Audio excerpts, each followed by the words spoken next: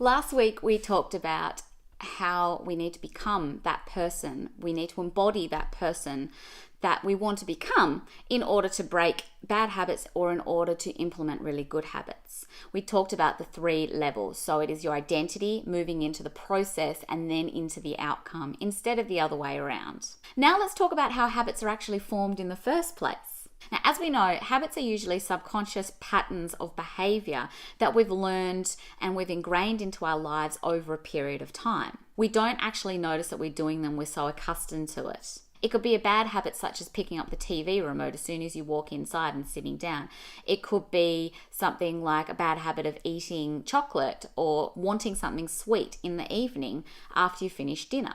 Now, all habits start off as an action to fulfill a craving. And we can think about habits in a habit loop. Now, this is from the Atomic Habits book by James Clear. So if you want to go and have a look at that, you can get that on Amazon, or you can also get the audio book, which is incredible. But he talks about a habit loop. The habit loop is this: cue, craving, response, and your reward. We experience a cue. We start to crave something. We then have to do something to reduce that craving or to fulfill that craving, which then becomes the reward. The reward is that we fulfill that craving. So, for example, we hear running water, the cue.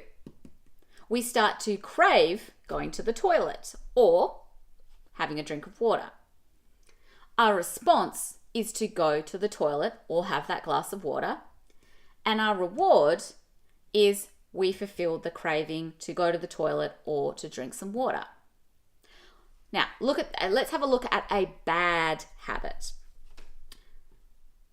Cue, you finish dinner and you start to crave something sweet.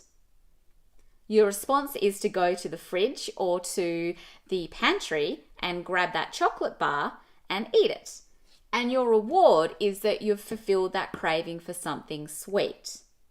You've done this numerous times that it's now just become a subconscious action that as soon as you finish dinner, you automatically start to crave that sweet, and then you straight away, before you even thinking about it, you've got chocolate in your mouth. In these examples or in this process, your mind has created a connection. So it's connected finishing dinner with eating something sweet. It's connected hearing running water to going to the toilet or having a drink of water.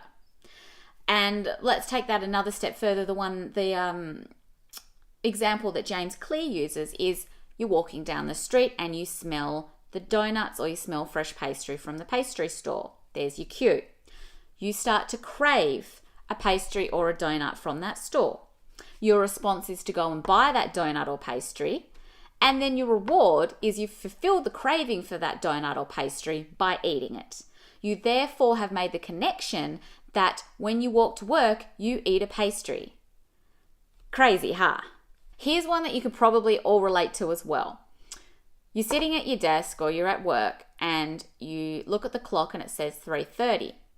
Cue.